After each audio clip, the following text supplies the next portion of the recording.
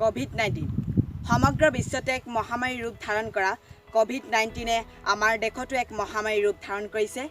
এই কোভিড-19ৰ পৰা আমি নিজকে, পৰিয়ালকে, সমাজকে বচাবলৈ হ'লে আমি বহুত সজাগতা হ'ব লাগিব। আমি কি সজাগতা হ'ব লাগিব তাৰ ওপৰত এখনি নাটক চাম আহক। উৎপল, কৰোণা ভাইৰাছৰ কথা শুনিছ নাই? শুনিছোঁ। এই ভাইৰাছৰ বহুত মানুহৰ মৃত্যু হৈছে আৰু আক্ৰান্ত হৈছে, আৰু আমাৰ দেশতো হৈছে। যদিও আমাৰো হয় কি হ'ব? এই ভাইৰাছৰ পৰা হাত সাৰিবলৈ আমি কি কৰিব লাগিব? প্ৰথম সজাগতাটো হ'ল আমি 1-2 মিটাৰ আঁতৰৰ পৰা কথা পাতিব লাগিব আৰু মুখত মাস্ক থাকিব লাগিব। আজি তেতিয়াহ'লে মাস্ক এখন কিনিব লাগিব।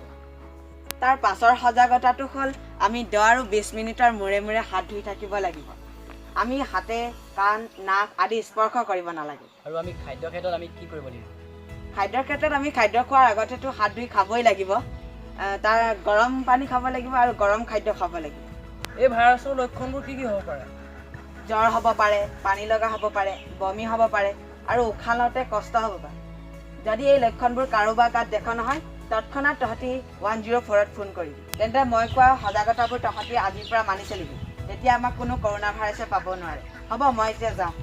যা যা। ব'ল আমিও এতিয়া যাওঁ। ঐ, বহাগ বিহু পালেহি দেখোন। কি কৰিবি পিছে এইবাৰ? কি কৰিলে ভাল হ'ব? এইবাৰ ঘৰে ঘৰে বিহুকে গাম। বঢ়িয়া। বিহু গাই পোৱাৰ আমি খানা খাম। এই মজা লাগিব। শুনা শুনিছনে বাৰু? শুনিছোঁ। ব'ল চাওঁগৈ। এই মানুহকেইটা কান্দিছে। ব'ল ব'ল ব'ল।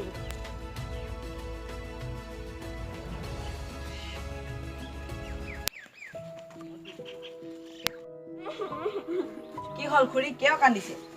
ঘৰত খাবলৈ নোহোৱা হৈছে। ছোৱালীজনীয়ে খাবলৈ নাপাই ভোকতে কান্দিছে।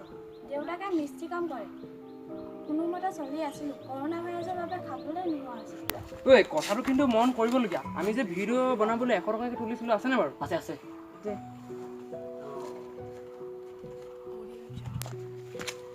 এইটো লওক খুৰী, যিকেইটা লাগতিয়াল বস্তু সেইকেইটা কিনি ল'ব। আমি এতিয়া যাওঁ।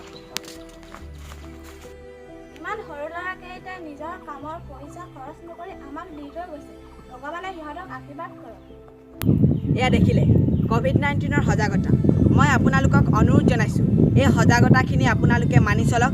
তেতিয়া আমাক কোনো কৰোণা ভাইৰাছে আক্ৰমণ কৰিব নোৱাৰে। দেশত বৰ্তমান লকডাউন।